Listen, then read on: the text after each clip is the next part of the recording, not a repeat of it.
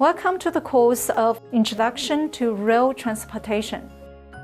In this lecture, we will give a general picture of subway power supply system. We're going to cover the following aspects: the composition of subway power supply system, the functions of each part of subway power supply system.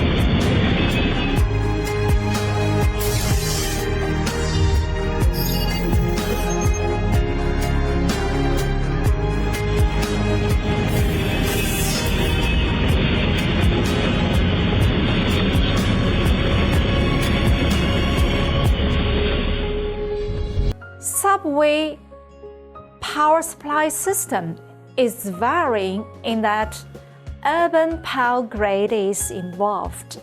We can learn from the animated cartoon how different subway power supply system is and how the system is laid out and presented, though the supply modes are similar or the same.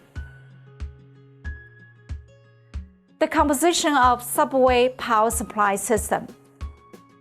Let's first look at the composition of subway power supply system.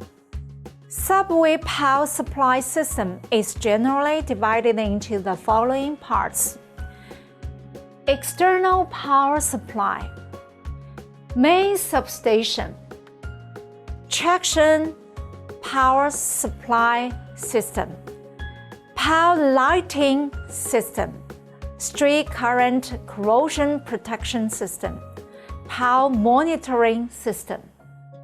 The functions of each part of subway power supply system. External power supply of the subway power system is the external urban grade power supply, supplied by the main substation of the subway power supply system. The forms of external power supply schemes include centralized power supply, distributed power supply, and hybrid power supply. The centralized power supply usually introduces two loop power supplies from the 110 kV side of the urban grid. Main substation.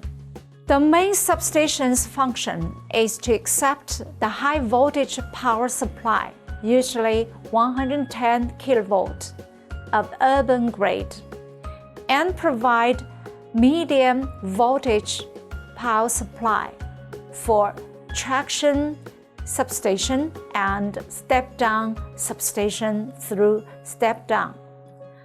The main substation is suitable for centralized power supply. The main substation connection mode is line variant or bridge type connection.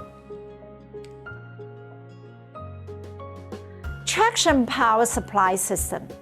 The function of traction power supply system is to change the AC median voltage through step-down rectification to DC 1500 volt or DC 750 volt and provide traction power for subway trains.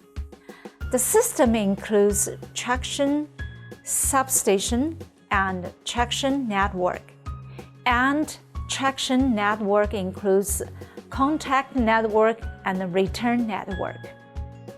OCS, always say catenary, involves overhead catenary and contact rail.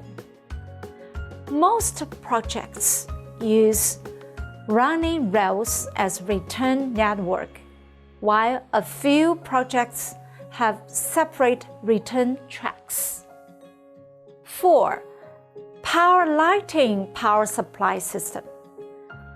The function of power lighting power supply system is to change the AC median voltage step down into AC 220, 380 voltage and provide power for various electromechanical equipment needed for operation.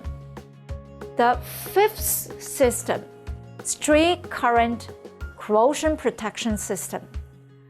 The function of street current corrosion protection system is to reduce the street current caused by DC traction power supply and prevent its external diffusion.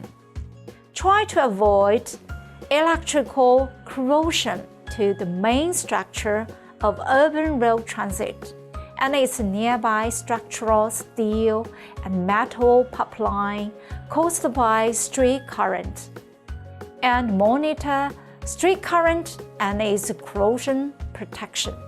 Power monitoring system.